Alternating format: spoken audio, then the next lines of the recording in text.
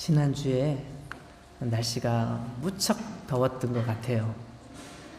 앞으로 점점 더 더워질 텐데 날씨가 더워지면서 이렇게 자꾸 느슨해지는 것 같아요. 생각하는 것도 느슨해지고 둔해지는 것 같다는 생각이 개인적으로 좀 듭니다. 작은 온도 차이가 나도 우리가 생각하는 게 되게 민감해지고 우리 삶의 변화들이 많이 느껴지는데요. 이 더운 날씨지만 우리의 마음이 변하지 않고 또 믿음이 변하지 않고 또 우리 마음속에 하나님을 향한 소망과 또 우리가 늘 사랑 안에서 충만한 우리가 될 수 있도록 최선을 다하는 그런 여름이 됐으면 좋겠습니다. 우리는 계속해서 예수님께서 가르쳐 주신 기도문의 말씀들을 살펴보고 있습니다. 오늘 주님께서 가르쳐 주신 그 기도문 중에 12절 말씀을 중심으로 함께 말씀을 나누려고 합니다. 12절, 우리가 우리에게 죄 지은 자를 사하여 준 것 같이 우리 죄를 사하여 주시옵고. 용서에 관한 기도입니다. 그렇죠? 용서에. 그래서 오늘 제목을 용서라고 한번 정해봤습니다. 용서하면 무슨 생각이 나세요? 용서. 어떤 사람이 딱 떠오르나요? 아니면 여러분 자신이 떠오르나요? 오늘 이 말씀을 원문 헬라어에서 읽어봤더니 순서가 좀 이렇게 도치되어 있습니다. 뒤바뀌어 있어요. 그래서 어떻게 되어 있냐면 우리 죄들을 용서하여 주십시오. 우리가 우리에게 죄들을 지은 자들을 용서해 준 것 같이 이렇게 바뀌어 있어요. 그러니까 한마디로 요약하면 우리의 죄를 용서해 주세요. 더 정확하게 표현하면 우리의 죄들을 용서해 주세요. 복수형으로 되어 있습니다. 근데 여기서 원문으로 더 정확하게 말씀을 드리면 이 죄라는 단어를 사용하지 않았어요. 죄라는 단어 대신에 뭐가 사용되었냐면은 빚이라는 단어가 사용됐어요. 빚. 이 빛을 비추는 빛이 아니고 빚이 뭐죠?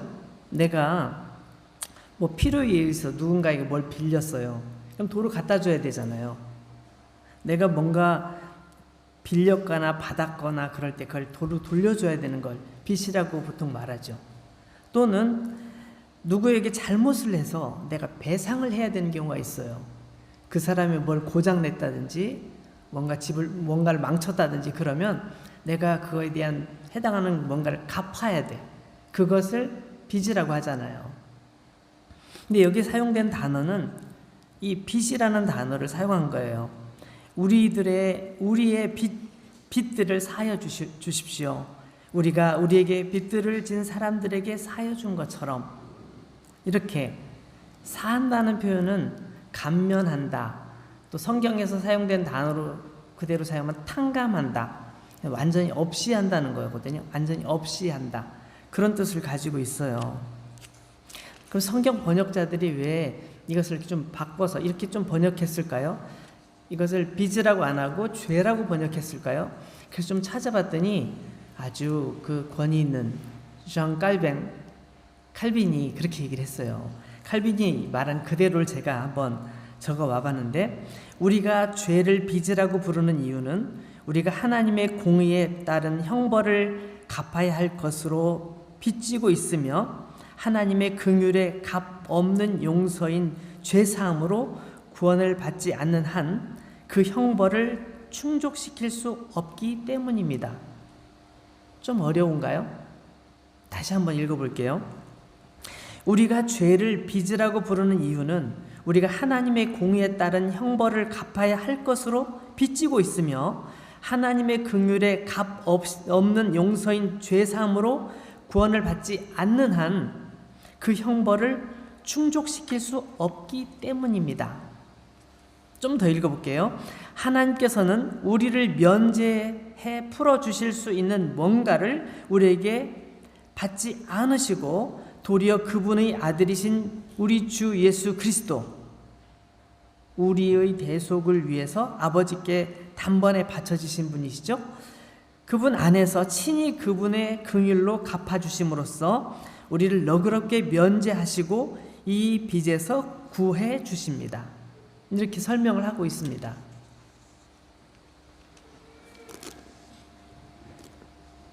우리가 하나님께 죄의 빚을 지고 있는 것들은 어떤 것들일까요? 예수님께서는 사실 이것에 대해서 굉장히 심각하게 말씀을 하세요. 예수님께서 이 땅에 오셔서 제일 먼저 하신 말씀도 회개하라, 천국이 너에게 가까이 왔다, 이렇게 말씀하셨고, 예수님이 오셨다는 사실을 알렸던 세례 요한도 제일 첫 번째 회개하라, 천국이 여러분에게 가까이 너에게 가까이 왔다, 이렇게 표현을 했어요.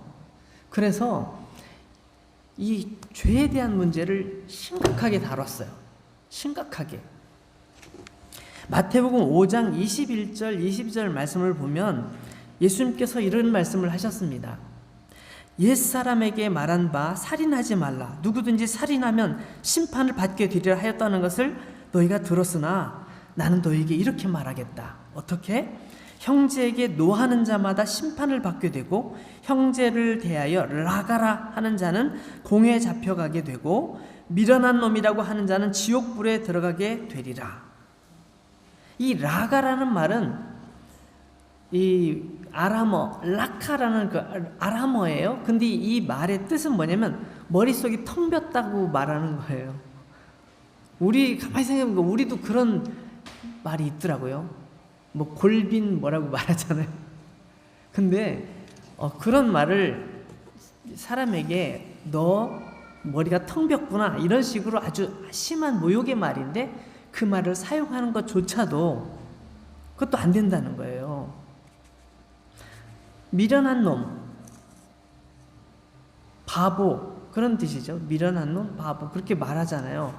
그렇게 말하는 것조차도, 그렇게 말을 하면서 화를 내는 거, 형제에게 화를 내거나 머릿속이 비었다고 말하거나 바보라고 말하는 이런 말 한마디조차도 우리가 생각할 때는 굉장히 사소해 보이고 농담이야 라고 지나칠 수 있지만 예수님 그것조차도, 마음속에 있는 생각조차도 다 계산하고 있어야 된다는 거예요.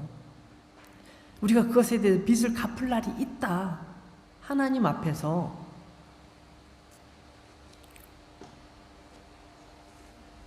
마태복음 12장 36절에 보니까 이런 말씀도 있어요.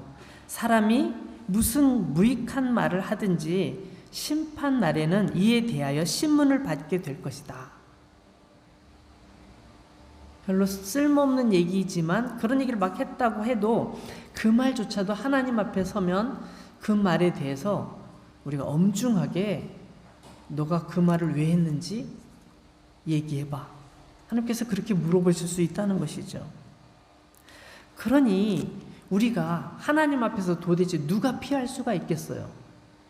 난 살인하지 않았기 때문에 괜찮아요, 난 그렇게 큰 죄는 안 졌어요, 우리 이렇게 생각할지 모르지만 예수님께서 말씀하시는 죄의 문제는 그렇게 단순한 문제가 아닌 것 같아요. 우리의 말이나 작은 행동, 심지어는 마음속에 가지고 있는 생각조차도 그것이 하나님 앞에서 심각한 문제라는 것을 예수님께서는 계속 강조하고 계신 거죠. 그래서 우리 죄를 회개하면서 같이 기도합시다, 이렇게 얘기할 때 저요? 전 별로 회개할 게 없어요, 전 그렇게 나쁜 사람 아니에요, 우리 이렇게 쉽게 생각할 수 있지만 하나님의 시선으로 우리를 바라볼 때 그렇게 쉽게 말하는 것이 쉽지 않다는 거예요. 우리가 하나님 앞에 설 때 하나님은 우리의 모든 것을 살피실 거예요. 정말 우리의 작은 것까지도 살피실 거예요. 그럼 우리는 어떻게 해야 되죠? 누가복음 12장 말씀 보니까 예수님께서 말씀하시기를 하나님께서는 우리의 머리털 개수까지도 다 세실 만큼 우리에 대해서 잘 아신대요. 우리 머리털의 개수가 몇 개 있는지, 오늘 아침에 샤워할 때, 세수할 때, 머리 감을 때 몇 개 머리카락이 떨어졌는지 우리 모르잖아요. 그걸 아는 사람이 어디 있어요, 세상에? 단 한 사람도 없지요. 근데 하나님께서는 우리 머리카락이 현재 몇 개 있는지까지 다 아신다는 거예요. 그게 잘 믿어지진 않지만 하나님께서 우리의 몸을 만드시고 우리 몸을 컨트롤 하신다고 생각해 보면 충분히 가능한 거예요. 충분히 가능한 거예요.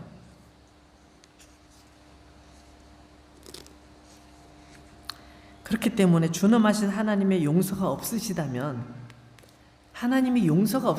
우리 중에 단 한 명도 하나님의 그 준엄한 심판대 앞에서 아무도 버틸 수 있는 사람이 없는 거죠.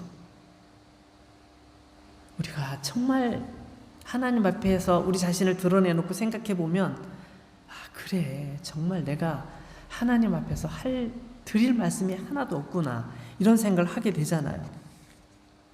그래서 우리 모두가 하나님의 용서가 필요한 사람들이에요. 그래서 하나님, 우리의 죄를 용서해 주십시오. 우리의 빚을 갚아 주십시오. 없애 주십시오. 제발 없애 주십시오. 이렇게 기도하는 것은 어떻게 보면 가장 솔직하고 가장 진실한 기도일 수 있어요. 내 죄가 너무너무 많네요. 근데 정말 어떻게 하면 좋을지 모르겠어요. 여러분, 얼마 전에 우리 이해숙 성도님께서 여러분들에게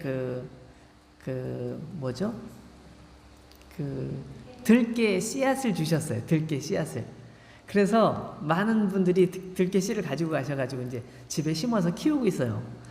되게 많이 키우신 분들 많이 키우셨더라고요. 잎사귀가 커졌어요.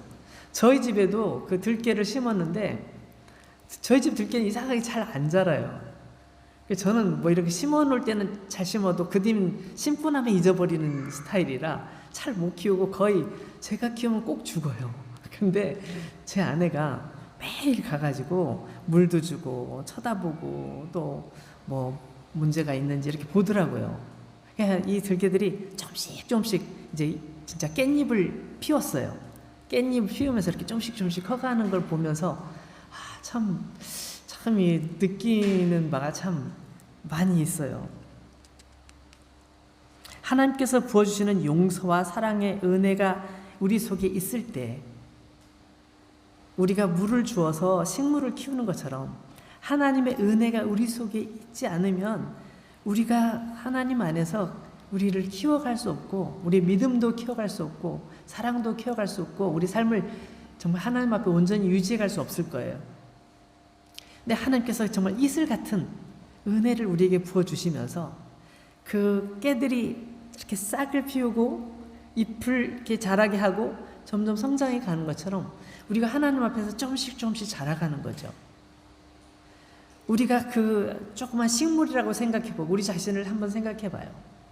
하나님께서 우리를 용서해 주시고 은혜를 주시고 정말 오늘은 죽을 것 같아, 이런 마음이 들었는데도 하룻밤 자고 나면 다시 새 힘으로 일어나서 또 하루를 열심히 살고 오늘도 너무 힘들었어. 그러지만 또 다시 하나님께서 은혜를 부어주심으로 우리가 다시금 회복되어서 살아가고 있잖아요. 하나님께서는 이미 예수 그리스도를 통해서 우리의 모든 죄를 용서하신다고 약속하시고 예수 그리스도를 통해서 용서해 주셨어요. 근데 사실은 우리가 예수님의 은혜로 용서함 받았지만 우리 속에서는 여전히 죄를 또 짓고 있어요. 이러고 싶지 않은데 우리 속에 있는 죄의 습관들이 여전히 남아있는 거예요. 성경에서는 이걸 우리 옛사람이라고 말하더라고요. 옛사람의 본성이 우리 속에 남아있어서 우리를 점점 자기의 지배하에 넣으려고 해요. 우리를 정복하려고 하고 우리를 쓰러뜨리려고 하고 너 여전히 너는 어쩔 수 없잖아. 너는 너 예수님 믿고 뭐 구원받았다면서 똑같잖아.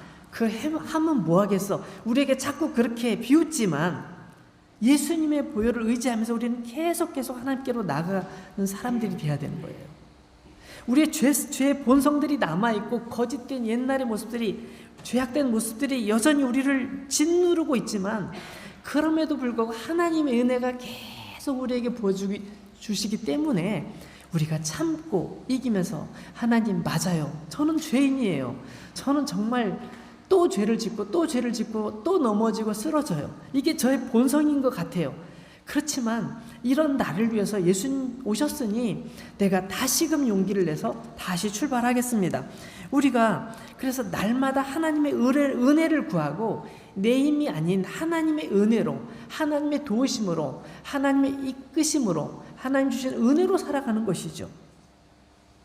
우리는 날마다 우리 자신 연약함을 뿐만 아니라 죄에 노출되어 있어요. 내가 정말 그런 마음 먹지 않으려고 하는데 우리 주변에서 많은 것들이 우리에게 영향을 주면서 그건 죄가 아니야, 다 그렇게 하는 거야. 좀 전에 남영훈 집사님께서 기도하실 때 우리가 정말 은혜가 되는 기도로 이렇게 같이 기도를 드려주셨는데 그 기도의 내용서도 마찬가지 그런 내용들이 있었잖아요. 이 세상에 이건 죄가 아니야, 이건 로맨스지, 이건 괜찮아, 뭐 죄가 돼? 죄 아니야 라고 세상이 막 얘기하니까 죄가 아닌가? 다 죄가 아니래, 괜찮대.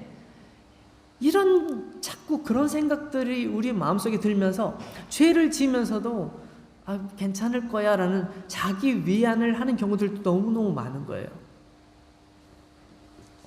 이런 상황 속에서, 죄에 노출되어 있는 상황 속에서 여전히 우리 자신은 죄로 가득하고 죄 문제에 대해서 갈등하면서 우리가 교회 와서 기도할 때마다 이건 아니야, 이건 아니야 이렇게 생각하면서 다시 밖으로 또 삶으로 돌아가면 또 똑같은 일을 반복하는 우리의 이 비참한 모습을 바라보면서 우리는 너무 힘들잖아요.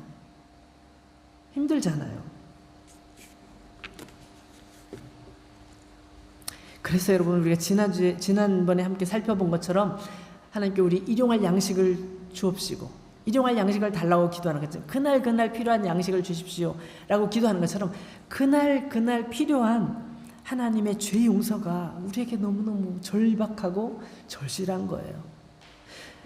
우리가 세상 사람들과 하나님을 모르는 사람들과 다른 것은 뭐냐면 우리는 더 이상 죄를 짓지 않아, 이게 아니라 우리도 역시 죄를 짓고 자꾸 죄에 빠지긴 하지만 이것이 아니라는 것을 아는 거예요. 하나님의 은혜를 힘입어서 여기에 더 이상 자꾸 빠지고 싶지 않은 마음으로 하나님께 기도하면서 하나님, 오늘 우리가 죄에 빠지지 않도록 죄 용서가 필요하오니 주님께서 우리 죄를 용서해 주세요 라고 기도하는 사람, 끊임없이 기도하는 사람인 거예요. 그게 우리의 다른 부분이죠. 하나님께서는 우리가 우리 자신이 하나님 앞에서 죄인인 것을 알고 하나님의 죄 용서가 없이는 도저히 우리가 해결받을 수 없다는 존재를 알기를 원하셔요. 그래서 이 기도를 하라고 하시는 거죠. 근데 이 기도를 가만히 보면 여기에 우리의 빚을 갚아주십시오, 사면해 주십시오, 우리의 죄를 사해 주십시오 라고 하면서 뭐가 나와요? 그 앞에 우리가 우리에게 죄진 사람들을 용서해 주는 것처럼 이란 말이 나와 있어요. 왜 이 말씀을 추가했을까요? 좀 직역해서 다시 우리의 빚을 사면해 주십시오. 우리가 우리에게 빚진 사람들을 사면하여 준 것처럼. 여러분, 이 말씀은 우리가 하나님께 죄 용서를 구하는 기도를 할 때 우리가 먼저 생각해야 될 게 있다는 것을 알려줘요. 그게 뭐예요? 혹시 내가 용서해야 할 사람이 있나? 여러분, 저는 솔직히 말씀드리지만 이거 쉽지 않은 기도라고 저는 그렇게 생각해요. 정말 쉽지 않은 것 같아요. 이 기도는 정말 망설여서 기도하게 되고요. 이렇게 기도를 해도 속이 시원하지 않아요. 제가 얼마 전에, 아주 오래전인가 여러분에게 말씀드린 적이 있는데, 제가 중학교 때 제 친구가 제 칼을 빼앗았어요. 그때나 지금이나 제가 그렇게 힘이 센 사람은 아니고 싸움 잘하는 사람도 아니에요. 중학교 2학년 때 안면도 그 소나무 숲이 아주 되게 울창하잖아요. 아시죠? 아시는 분도 아실 거예요. 저희 집이 안면도인데 저희 집에서 중학교까지 가는 길에 그 소나무 숲이 있어요. 그런데 어떤 때는 버스가 안 다니는 날은 우리 걸어 다니기도 하고 그랬어요. 걸으면 1시간에서 1시간 반 정도 걸리는 거리인데 걸어 다녔는데 제가 친구에게 자랑하느라고 제가 가지고 있는 칼을 보여줬어요. 다 쇠로 돼 있는 칼이었어요. 딱 접을 수 있는 칼집이 있는, 그래서 정말 정말 좋은 칼이었어요. 그래서 제가 그 칼을 주웠죠. 그래서 그 칼을 날카롭게 갈아가지고 정말 멋지게 만들었어요. 가지고 친구에게, 영승이었어요. 김영승. 이름도 안 잊어버려요. 그 친구가 혹시 보고 있을지 몰라. 그 칼을 딱 보여주면서, 영승아 봐봐, 이 칼 너무 멋있지? 그랬더니 그 친구가, 오 멋있는데? 나한테 보여줘봐. 잠깐 줘봐. 그래, 딱 줬죠. 그랬더니 진짜 좋은데? 괜찮아. 좋아 좋아. 자기 호점에 쑥 넣어버리는 거예요. 야 영승아, 내놔. 그 내 거잖아. 그래 줄게 이따 줄게. 이따. 아직까지 안 줬어요. 세상에 얼마나 제가 상처가 됐으면, 제가 이미 그를 용서했음에도 불구하고 용서했어요. 그때 좀, 지금도 마음이 좀 찌려, 좀 이렇게 좀 아파요. 그 생각하면. 그리고 용서는 했지만 아직도 그 이름이 안 잊혀지는 거야. 이걸 생각해보면 용서라는 것이 사실은 이게 쉬운 게 아닌 것 같아요.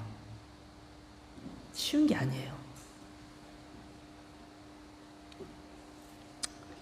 예수님께서 이렇게 기도하라고 가르쳐 주신 이유가 뭘까요? 여러분, 이 기도는 세상에 있는 불신자들에게, 하나님을 모르는 사람들, 예수님에 대해서 관심도 없는 사람들에게 가르쳐 준 기도가 아니에요. 지금 예수님을 잘 믿겠다고, 우리가 죽어도 예수님과 함께 죽고 살아도 예수님과 함께 살겠습니다.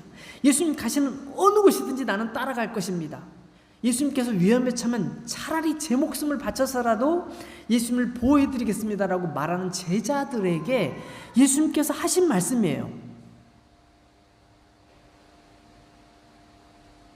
그래서 이 기도는 예수님을 따르기 위해서 모든 것을 버린 제자들조차도, 예수님께 모든 것을 헌신한 사람이라 할지라도 사실은 이 기도가 힘들 수 있다는 거예요.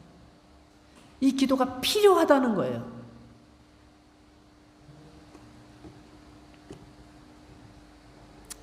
우리가 하나님께 용서를 구하기 전에 먼저 우리가 용서해야 될 사람이 있는지 살펴보고 그를 용서해 준 후에 하나님께 기도해라, 이런 의미가 내포되어 있어요. 그러니까 사실은 이 기도는 굉장히 어려운 기도, 어떤 분은 이 기도는 정말 무서운 기도라고 표현하기도 하더라고요. 너무너무 쉽지 않은 기도지만 우리가 반드시 이 기도를 해야 되는 거예요. 예수님께서 우리에게 그렇게 기도하라고 말씀하셨으니까. 이건 너무너무 어려운 기도예요. 예수님께서 그런 말씀을 하신 적이 있어요.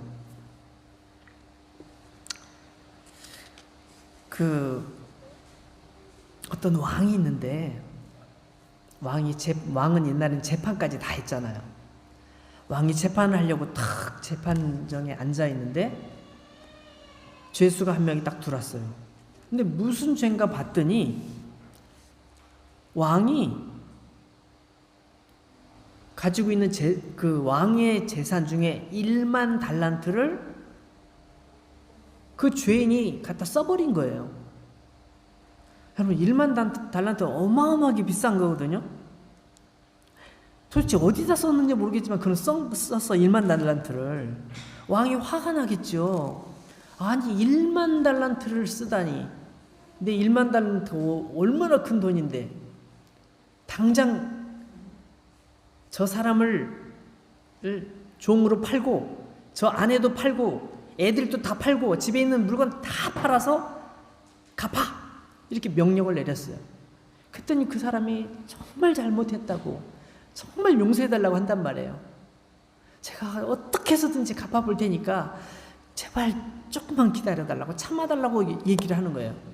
그러니까 왕이 딱 볼 때 딱 보아하니 갚을 게 능력이 전혀 없어요. 그리고 만약에 그렇게 하면 가족들이 뿔뿔이 흩어지고 얼마나 불행한 가정이 되겠어요. 그래서 안 되겠다, 내가 그냥 봐주자, 내가 다 탕감해 주겠다고 했어요. 다 나 없는 걸로 해주겠다. 그러니까 그냥 돌아가라고. 앞으로는 다시 이런 일 하지 말라고 그렇게 얘기했겠죠? 그렇게 얘기하고 돌려보냈어요. 근데 이 사람이 밖에 쫙 나가서 집에 가다 보니까 자기 친구가 저기 오는 거예요. 그래서 친구가 자기 돈 100데나리온을 빌려가고 안 갚아. 100데나리온은 어느 정도 큰 돈이냐면 100일 동안 열심히 일을 해서 모은 돈, 그게 100데나리온이에요. 하루 열심히 일하면 1데나리온 받는데 100일 동안 열심히 일하면 100데나리온 받으니까 적은 돈 아니죠. 야, 너 이리 와. 너 왜 내 돈 안 갚아? 100데나리온이나 꼭 왜 안 갚아? 아, 미안해. 나 지금 사정이 있어서 그런데 내가 꼭 갚을게. 아, 안 돼. 넌 버릇을 고쳐야 돼. 벌써 며칠이 지났는데 아직도 안 갚아? 넌 진짜 매운맛 좀 봐야 돼. 감옥에다 집어넣었어요. 집어넣고 너가 갚을 때까지 넌 여기서 못 나가. 네가 뭐 어떤 수를 써서 갚아. 이렇게 한 거예요. 그랬더니 그 소식을 들은 친구들이 이거 아닌 거예요. 그래서 왕에게 얘기를 했네. 왕이시여, 아무개가 이런 일을 해서 지금 친구를 감옥에 집어넣습니다. 뭐라고? 어디서 많이 듣던 이름인데 그 친구? 얼마 전에 내가 용서해 준 친구인데? 안 되겠구나. 불러. 내가 1만 달란트를 빌려줬는데, 1만 달란트를 탕감해 줬는데, 사면해 줬는데, 더 이상 안 갚아도 된다고 얘기했는데 너 지금 뭐 하는 거야? 여러분 1만 달란트가 얼마나 큰지 아세요? 1달란트는 있잖아요. 1달란트는 6,000데나리온이에요. 아까 100데나리온이라고 얘기했잖아요. 1달란트가 그것도 1달란트가 두 종류가 있는데 금으로 된 1달란트가 있고 은으로 된 1달란트가 있어요. 근데 예수님께서 그냥 1달란트라고 하셨기 때문에 이게 1달란트가 어느 정도인지 알 수 없어요. 그런데 예수님 당시에 로마 그 시대잖아요. 그 당시에 통용되는 달란트는 은 달란트였다고 해요. 근데 은 1달란트가 6,000데나리온이에요. 그것을 계산하면 20년 동안 죽도록 벌어가지고 하나도 안 쓰고 모아야 그게 1달란트가 은 1달란트인 거예요. 만약에 금으로 바꾸면 금으로 하면 15배가 추가돼요. 15배. 어마어마한 금액이죠. 20년 동안 여러분이 직장 생활에서 버는 걸 다 모아가지고 20년 모아가지고 해야 1달란트인데 그걸 몇 달란트라고요? 10,000달란트. 1달란트가 아니라 10,000달란트예요. 만약에 금이라면 그걸 또 15를 곱해야 돼. 이건 뭐예요? 계산할 수 없는 금액이란 뜻이에요. 도저히 환산할 수 없는 금액을 그만큼의 용서, 사랑을 왕이 사랑을 베풀어 줬음에도 불구하고 자기는 겨우 100데나리온을 용서를 못했다는 거죠. 예수님께서 그 말씀을 하신 다음에 마태복음 18장의 마지막 절에 보면 아주 인상 깊은 말씀이 나와 있는데 마지막 35절에 이렇게 나와 있어요. 너희가 각각 마음으로부터 형제를 용서하지 아니하면 마음속에서 형제를 용서하지 아니하면 나의 하늘 아버지께서 너희에게 이와 같이 하실 것이다.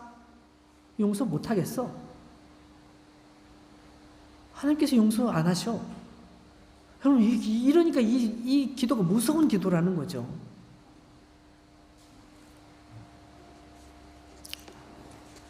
여러분 저는 그 요셉의 용서를 저는 생각할 때마다 소름이 돋아요. 구약성경의 창세기 보면 요셉 얘기가 뒤쪽에 쫙 나오는데 요셉이 자기 형들을 용서한 얘기가 굉장히 길게 나와 있습니다. 자세하게 나와 있어요. 근데 여러분 요셉은 17살에 형들에게 인신매매 당했어요.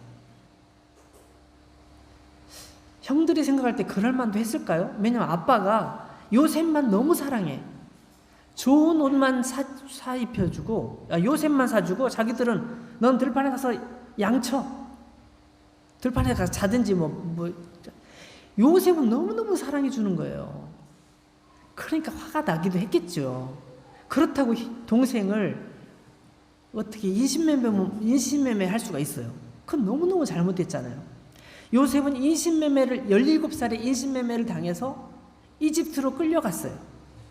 이집트 끌려가서 어느 집에서, 보디발이라는 어떤 장군 집에서 노예로 살아요. 근데 그 노예로 살면서 굉장히 열심히 하고 노력을 했는데도 불구하고 모함을 받아서 감옥에 들어가요. 감옥에서 사람들을 막 도와줬는데 사람들에게 그 보답을 받기는커녕 무시당하고 잊혀진 바 돼요. 그럼에도 불구하고 그는 하나님을 의지하고 참는 거죠. 그런데 어느 순간 그가 어떻게 됐어요? 이집트의 최고의 왕 파라오의 신하가 되는데 가장 가까운 신하가 돼요. 그래서 사실상 파라오도 이 요셉이 파라오님 이거 이렇게 말씀하셔야 됩니다. 법을 이렇게 만드십시오. 이걸 여기 도장 찍으십시오. 그러면 알았어, 나 도장 찍을게. 이런 존재가 됐어요. 그러니까 실세가 된 거죠. 이집트의 실세가 된 거예요. 파라오보다도 실제적으로는 더 높은 권력을 가진 사람이 된 거예요. 여기까지 올라갔어요.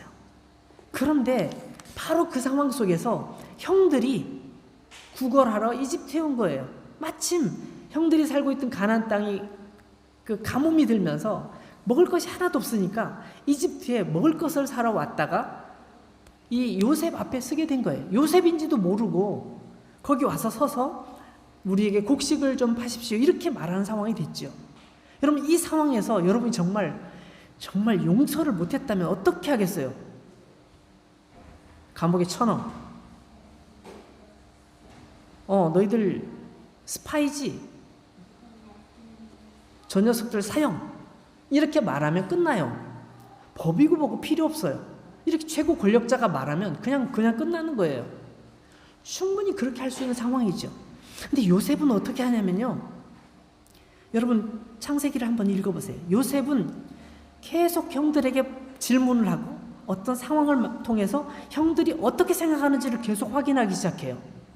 형들이 마음이 변했는지, 그 마음속 진심으로 과거 일을 후회하고 있는지, 동생을 팔아먹은 일, 그것을 후회하고 있는지 그걸 확인해요. 그때까지만 해도 잘했다 못했다 이렇게 하는 게 아니라 지켜보기만 하는 거죠.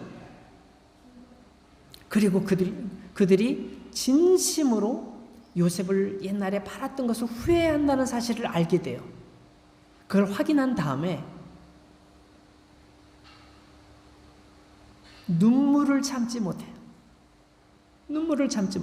그래서 여러분 그 창세기 45장에 보면 그 8절 말씀에 그런 말씀이 있는데 정말 유명한, 정말 용서에 있어서는 최고로 우리가 기억해야 될 그런 표현이 나와요. 제가 생각할 때는 그렇게 생각해요.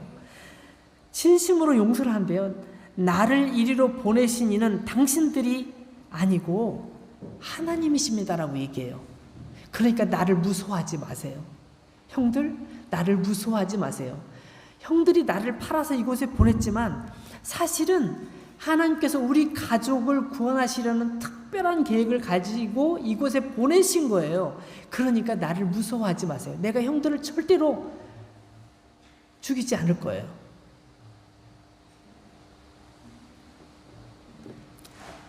나를 옛날에 팔았죠? 내가 얼마나 고생했는지 한번 지금부터 얘기해 볼까요? 저는 정말 힘들었어요. 난 그 순간순간 형들을 잊을 수가 없었어요. 이렇게 말할 수도 있었는데, 형들 걱정하지 마. 형들이 나를 여기로 팔아먹은 것처럼 생각하는지 모르지만, 형들 그것 때문에 늘 마음이 힘들었지만 사실은 그게 아니고 하나님께서 우리 가족을 구원하시려고 나를 먼저 보내신 거야. 그리고 형들이 지금 왔잖아. 걱정하지 말라고. 빨리 가서 아버지를 모시고 오고 온 가족들을 다 모시고 와서 이 집에서 제일 좋은 땅, 그 땅에서 살 수 있도록 내가 해줄 테니까 다 데리고 오라고 라고 요셉이 형들에게 얘기하는 거예요. 여러분 어떤 사람은 이것을 가장 멋있는 복수라고 하는데 여기에는 복수란 단어가 어울리지 않아요. 복수는 그런 게 아니에요. 이건 정말 하나님의 사랑으로 그들을 품에 안으면서 그 역시 하나님의 그 용서와 사랑을 경험한 사람으로서 그 사랑을 나누는 거예요. 여러분, 사랑 받아본 사람이 사랑을 할 줄 안다고 하잖아요. 문제를 일으키고 막 그런 사람들을 가만히 보면 어렸을 때 사랑을 못 받았어. 살아오면서 사람들에게 자꾸 미움을 받고 손가락질을 당하고 무시를 당했어. 두고 봐라, 내가 너희들 가만 안 두겠어. 그런 마음으로 세상에 무리를 일으키는 사람들이 있잖아요. 가만히 보면 그런 분들이 굉장히 많더라고요. 그래서 그런 분들 보면 너무 가슴이 아파요. 저분들을 바라볼 때 그런 선입견으로 보지 말고 예수님의 사랑으로 그들을 끝까지 사랑해 줬더라면 그들에게도 가능성이 있지 않았을까, 이런 생각이 들어요. 여러분, 우리도 정말 하나님 앞에서 우리 자신을 보면 정말 부끄러운 존재인데 하나님께서 우리를 다 용서해 주신다고 하잖아요. 다 용서해 주시겠다고 말씀하시잖아요. 예수님을 보내주셨잖아요. 만약에 하나님께서 우리를 심판하신다면 예수님 안 보내주시고 너희들, 내가 어떻게 예수님을 보내줘? 난 못 견뎌. 그래도 여기는 벌을 하고 예수님 보내줄 거야. 뭐 그랬을지도 모르는데 그렇게 안 하시고 아무 조건 없이 예수님을 보내주셨잖아요. 예수님께서 십자가에서 죽으시면서 기도하셨어요. 거기 예수님을 십자가에 못 박은 사람을 위해 기도하셨어요. 뭐라고요? 주님, 저들의 죄를 용서해 주십시오. 저들이 하는 일을 저들이 알지 못하기 때문에 지금 이러고 있는 것입니다. 라고 그렇게 예수님 기도하셔요. 그 속에서 막 부글부글 끓으면 그런 기도가 나올까요? 아니죠.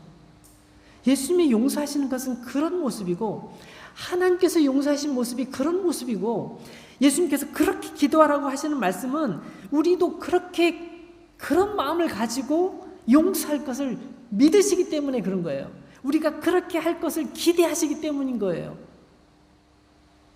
우리가 정말 그렇게 못해.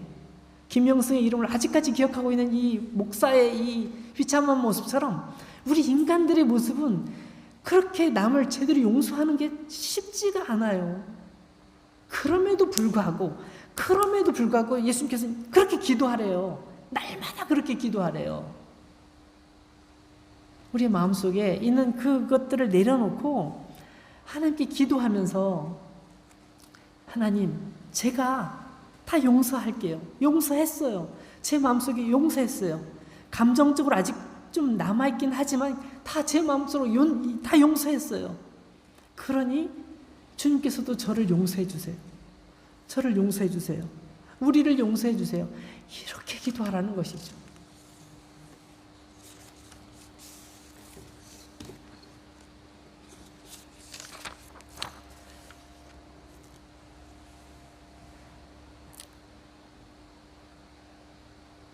마태복음 15장, 아까 18장에 그 말씀을 드렸잖아요. 그 1만 달란트 빚진 사람 얘기. 그 얘기가 어디서부터 나왔냐면 그 앞에를 좀 찾아 올라가 보면 용서에 대한 얘기가 먼저 나와요. 그러니까 베드로가 그 얘기를 딱 듣고 있다가 되게 자신감이 생긴 거예요. 나도 예수님 믿고 예수님 따라다니니까, 그러면 예수님, 제가요, 만약에 저희 형제가 저에게 잘못하면 내가 7번까지 용서해 주면 어떨까요? 이스라엘 사람들에게 7이라는 숫자는 굉장히 특별해요. 이건 뭐냐면 최대한, 가장 많이, 거의 완벽한 뭐 이런 뜻을 가지고 있어요. 7번까지 용서해 주면 정말 완벽한 거 아닐까요? 라고 자랑스럽게 예수님께 말씀을 드렸죠. 예수님께서 뭐라고 하십니까? 70번씩 7번. 그렇게 할 수 있으면 하면 좋겠다. 70번씩 7번까지 용서해라. 이렇게 말씀하세요. 그러니까 그 말씀은 77은 49, 490번 용서라는 의미가 아니라 너희가 그 숫자를 다 셀 수 있겠냐? 용서를 끝까지 용서하라고 말씀하시는 거예요. 그러면서 거기 바로 그 부분에 그 근처에 뭐라고 나와 있냐면 18절 말씀 보면 이런 말씀이 나와 있어요. 진실로 너희에게 이르노니 무엇이든지 너희가 땅에서 매면 하늘에서도 매일 것이요 무엇이든지 땅에서 풀면 하늘에서도 풀리리라. 우리가 땅에서 꽉 매고 있으면 하늘에서도 뭔가 막혀 있어요.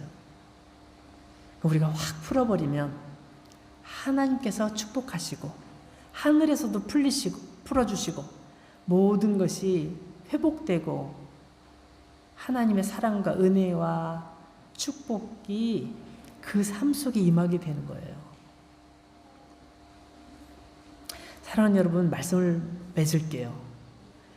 여러분, 우리가 반드시 기억해야 되는 것은 우리 모두가 하나님 앞에서 큰 죄인이었다는 것이죠.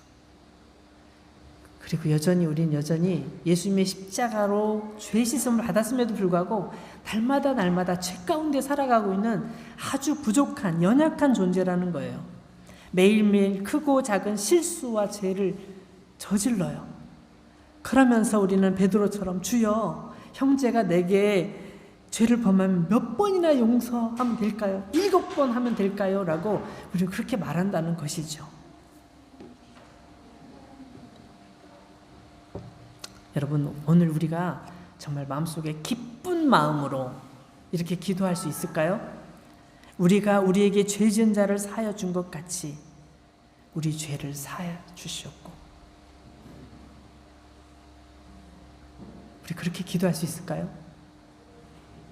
예수님께서 만약에 오셔서 여러분에게 부탁하신다면 그렇게 기도하실 수 있겠습니까? 다시 한번 읽어보죠. 12절. 우리가 우리에게 죄 지은 자를 사하여 준 것 같이 우리 죄를 사하여 주시옵고. 같이 기도하겠습니다.